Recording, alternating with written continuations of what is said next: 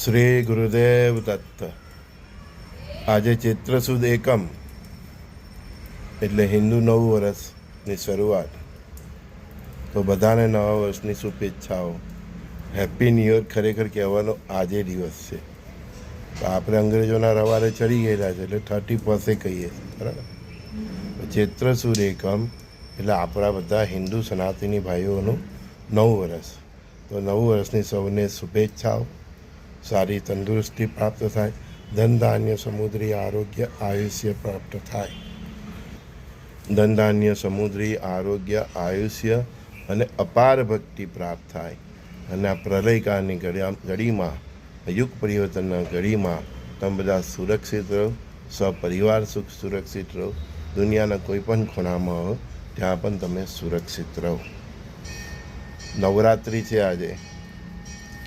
નવરાત્રિ એટલે પવિત્ર દિવસ. આપણે મોદી સાહેબને જોઈએ છે કે બધો ત્યાગ કરી છે, ખાલી જળ પર રહે છે. આપણે એટલું નહીં કરી શકીએ તો કંઈ નહીં, તો આટલા દિવસ ઘરનું જ ખાવું, બહારનું કંઈ ખાવું પીવું નહીં. ની હોટલનું કોઈ જમણવાર, કોઈ ફંક્શન, કંઈ પણ નહીં. તમે બહાર નીકળ્યા હોય, કોઈ મંદિર હોય, એનો પ્રસાદ લઈ શકો.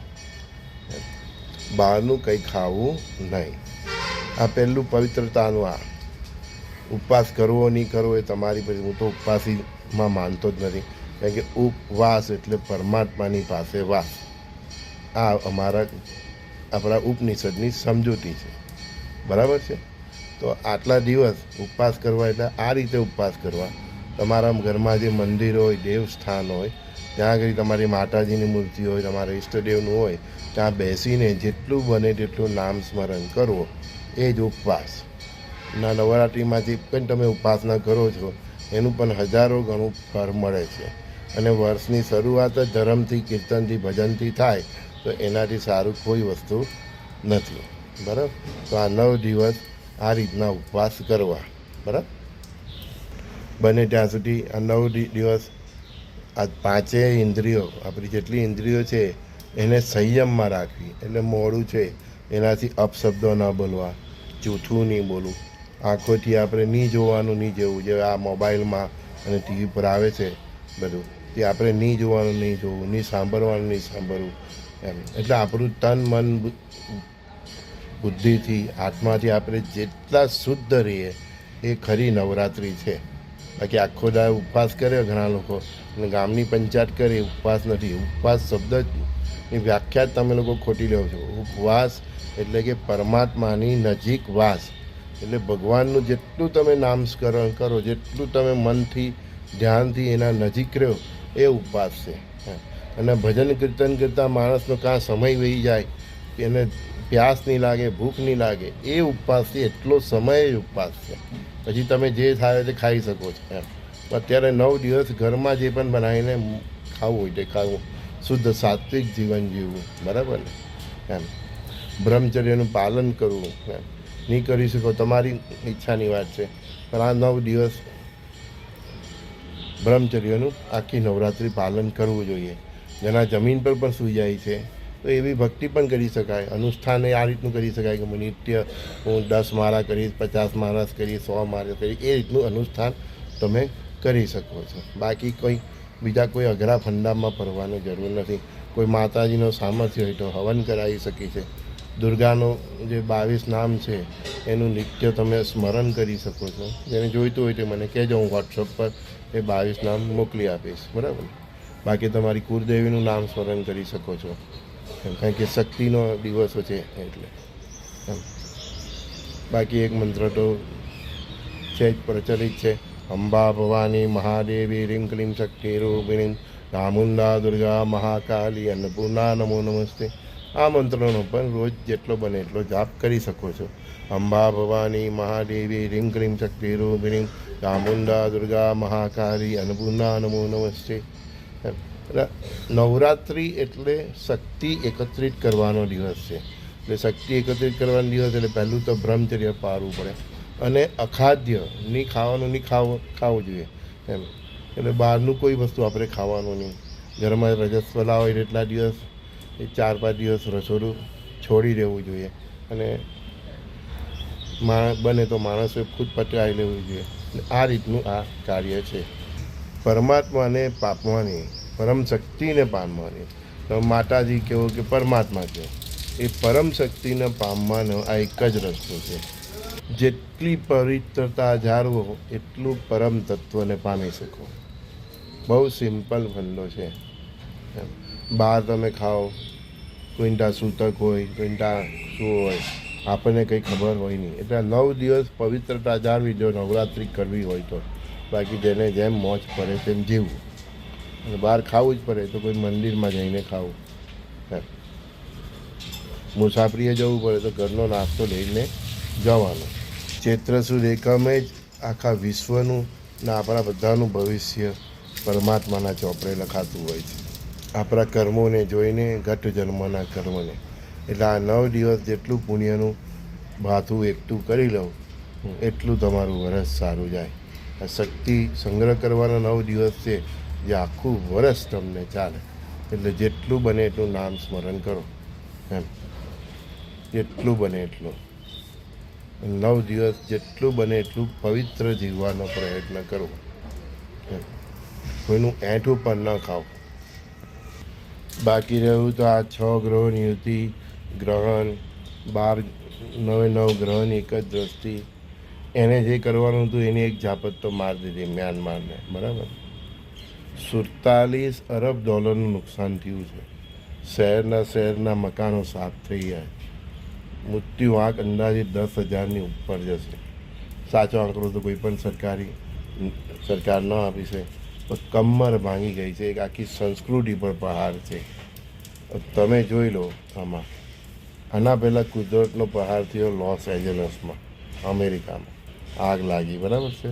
એના 6 મહિના થયા અને હવે આ બીજો પ્રહાર થયો. એટલે પ્રકૃતિ ક્યાં પ્રહાર કરે છે જોઈ. લોસ એન્જલસમાં શું ધંધા થાય છે તો તમને ખબર જ છે. ને આ બેંકોક ને આ બધા પત્તા પર શું લોકો શેના માટે ને શું ક્યાં કરે બધાને બધું જ ખબર છે. એટલે પ્રકૃતિના પોતાના માપદંડ અલગ છે, સમજ્યા.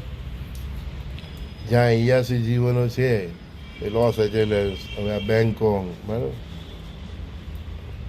પહેલાં કહે ને બાપનો વારો આવે, બરાબર. તો આ બધું લાવનાર એ લોકો જ છે. પહેલાં એ લોકોનો. આપણે તો બોમ્બે, દિલ્હી, કલકત્તા પણ આ રીતે જ ઝાપટ ખાવાના છે. તૈયાર જ રહેજો.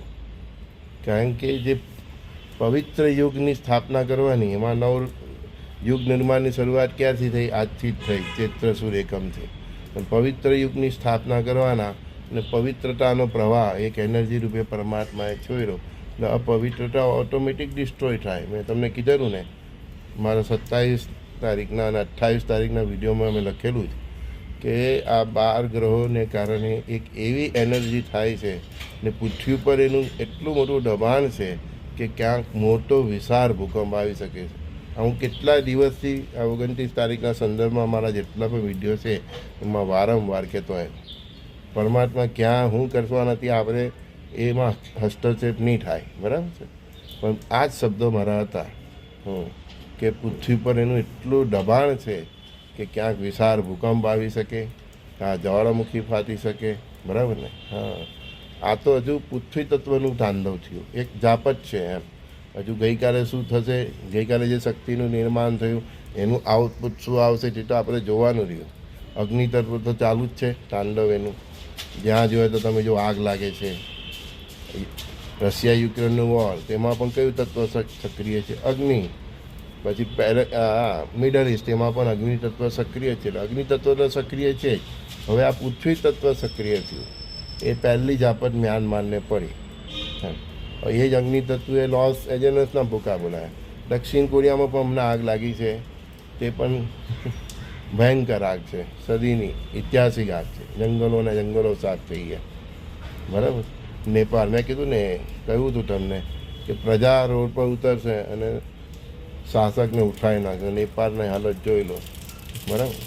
એટલે પરમાત્માના જે ઇશારા છે તે બરાબર જ છે. ક્યાં શું કરવાના એ આપણે એમની પર છોડવાનું. આપણે એમાં હસ્તક્ષેપ નહીં કરી શકીએ.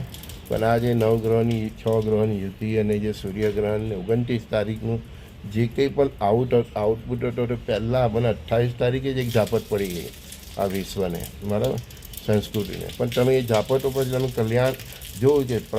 પ્રકૃતિ ત્યાં તાંડવ કરે છે કે જ્યાં ઘડી ટોટલી અયાસી છે. સમજી ગયા? લોસ એન્જલસ બધા હોલિવૂડના એક્ટર્સોને એ બધાનું જ હતું, બરાબર. ત્યાં જ બધી એવી મૂવી બનતી હતી કે જે આપણે જોઈ પણ નહીં શકીએ. તો પહેલો પ્રહાર એના પર થયો. બેંકોક, મ્યાનમાર, બધાને ખબર છે શેના માટે જાય છે. બધા કહે કે આમાં સારા માણસ પણ હોય ને ભાઈ. તો જ્યારે કુદરત જ્યારે ઝાપટ મારે ત્યારે હારા પણ આવી જાય લપેટમાં. પણ એ સારા માણસોને ચેતવવા માટે અમારા જેવા પણ પહેલેથી બોલતા જ હોય છે. મેં કહ્યું જ છે કે એવા એરિયા, એવી હોટલો, એવા કસ્બાઓ, એવા ગામ કે જ્યાં આવા ખોટા જ ધંધા થતા હોય, ખોટું જ થતું હોય એમ બધું, એ છોડી દેવામાં મજા છે. કારણ કે એની પર ઝાપટ આવવાની જ છે, કોઈને કોઈ પ્રકૃતિના સ્વરૂપે.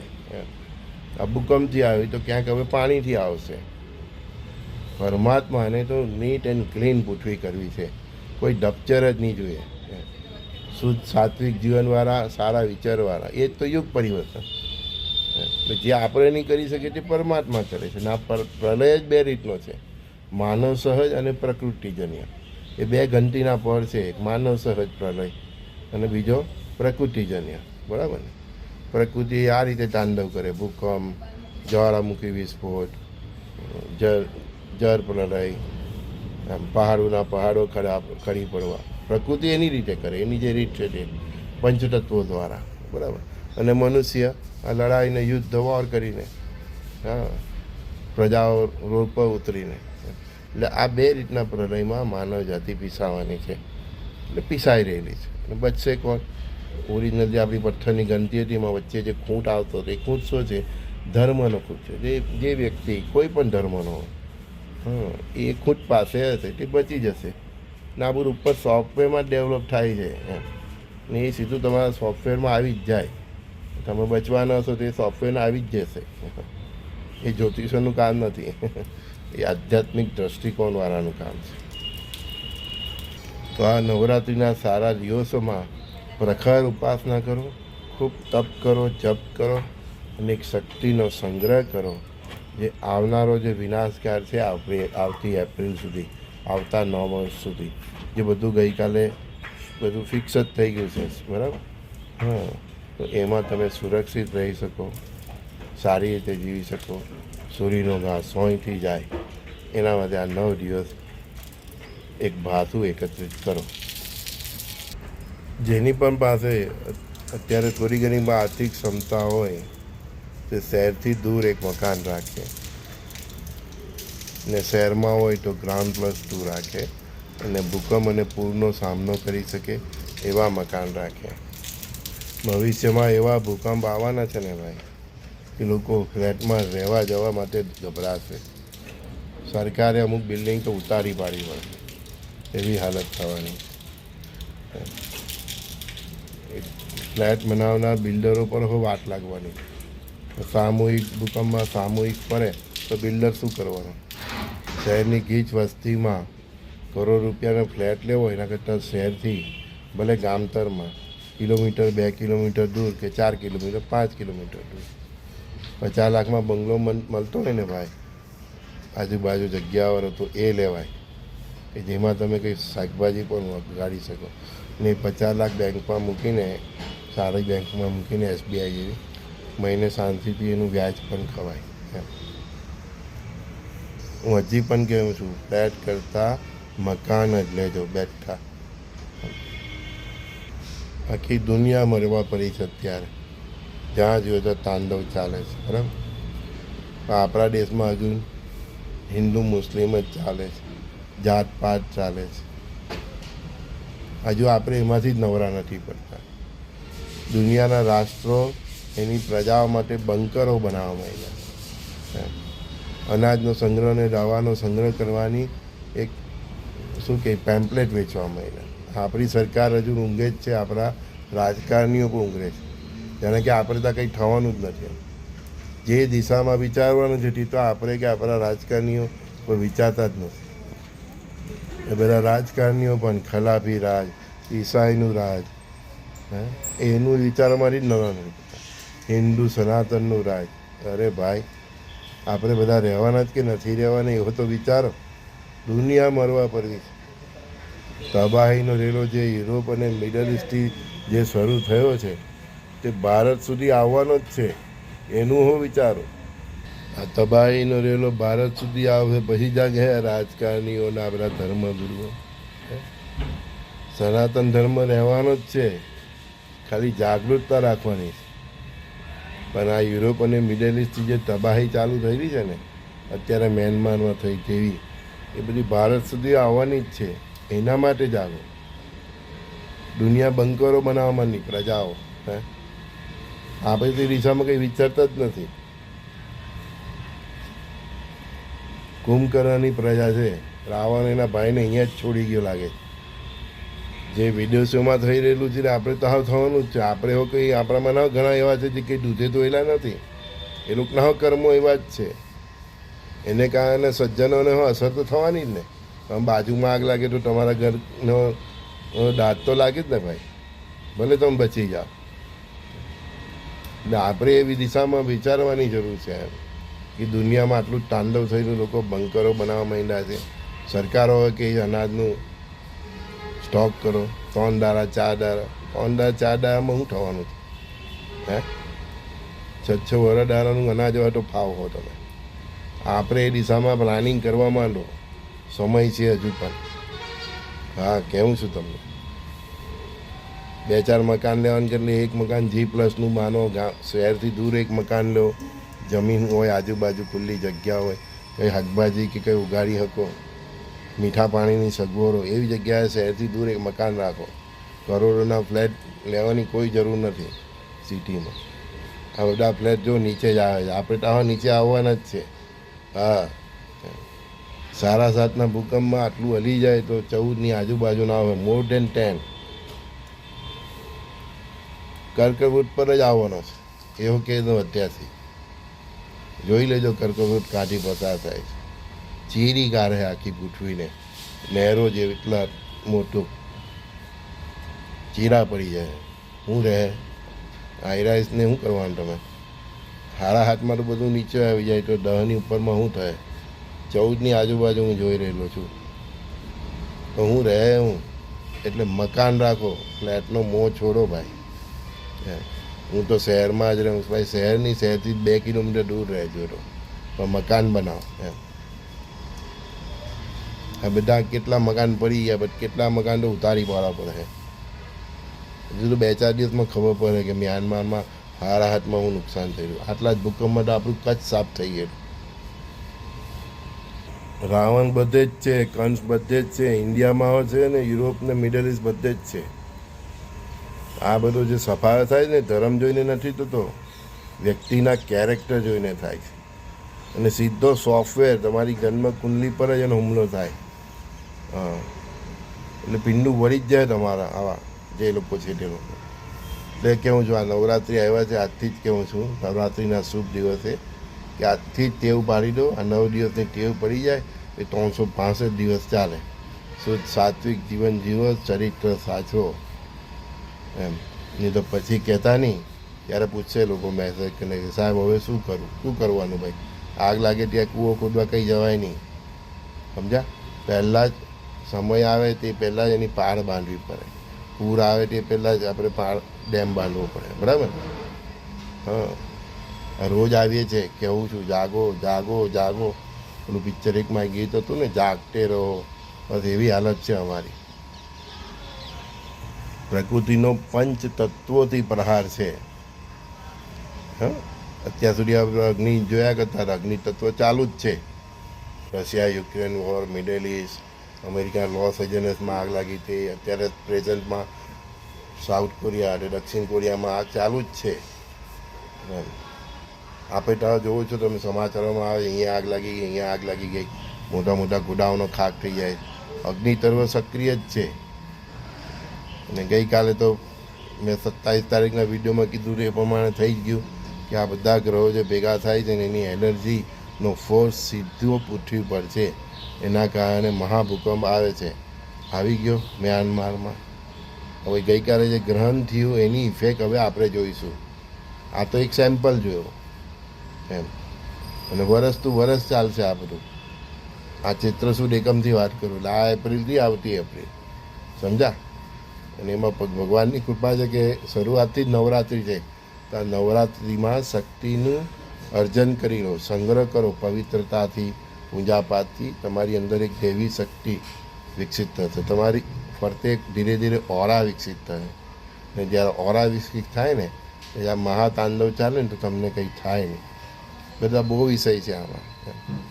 મેં કીધું એટલું કરો. યુટ્યુબના આના પર બધા બહુ મંત્ર બતાવે ને બહુ બતાવે. બધા કોઈ તમારી કુળદેવીનું નામ સ્મરણ કરો, તમારા કુળદેવ એટલે તમારા ઈષ્ટદેવનું નામ સ્મરણ કરો, તમારા ગુરુ આપેલા તેનું નામ સ્મરણ કરો. બસ આટલું કરીએ બહુ છે, પણ વધારે કરો. નવરાત્રિમાં રોજ અડધો પોણો કલાક કરતા હોય તો નવરાત્રિમાં 2 કલાક, 3 કલાક, 4 કલાક દુર્ગાનું નામ સ્મરણ કરો. હવન થતો હોય તો હવન કરો, સોસાયટીવાળા ભેગા થઈને થતો હોય તો કરો.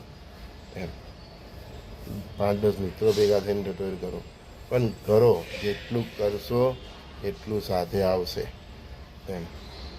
અને યુરોપને એ બધે જેમ એ લોકોએ હવે બંકરો અને આ બધું વિચારવા માંડ્યા છે, તો એ દિશામાં આપણે પણ વિચારો. આપણા કોર્પોરેટરને કે તેઓ વિચારે, તમારા એરિયાના જે હોય બધા મિનિસ્ટરો તે લોકોને પણ કેવો વિચારે અને સરકાર સુધી વિચારે. આપણે પણ અત્યારે તૈયારી કરવા માંડો. 150 કરોડ ઉપર છે, કેટલા બંકર જોઈએ, સમજ્યા? પોતાના ખેતર વાડી હોય તો તેમાં બનાવવો જોઈએ. આપણે જાતે જ કરવું પડે. 150 કરોડ એટલે સરકાર કેટલા બંકર બનાવી દેવા? હજી તો ડેમ ને રેલવે સ્ટેશન બનાવવામાંથી જ સરકાર નવરી નથી પડતી, એરપોર્ટ ને બધું. તો બંકરનું તો સરકાર ક્યારે વિચારે? એટલે થોડું તમે પણ વિચારો. જે મિડલ ઇસ્ટમાં જે બધું થઈ રહ્યું ને, એ લોકોની જે તકલીફ પડી રહેલી છે, એ લોકોની તકલીફોમાંથી જોઈને તમે લોકો વિચારો કે આપણી પાસે શું તૈયારીઓ હોવી જોઈએ. અને અસુરી તત્વોને સામનો કરવા માટે તો શક્તિ જોઈએ. એ શક્તિને સંગ્રહિત કરો, દેવી શક્તિ. હથિયાર તો રાખવાનું મેં કીધું જ છે. કોઈ તમારા ઘરે આવીને ઊભો રહી જાય હથિયાર લઈને બતાવવા માટે તો જોઈએ ને. પોલીસને બોલાવવા ગાવડી તમે પણ હોય તો પેલો વિચાર કરે. ચાલો ત્યારે મળીએ ત્યારે. હેપી નવરાત્રિ સૌને. શ્રી ગુરુદેવ દત્ત. મા દુર્ગા આપ સર્વેનું કલ્યાણ કરે. રસ પર દેવો ભવ.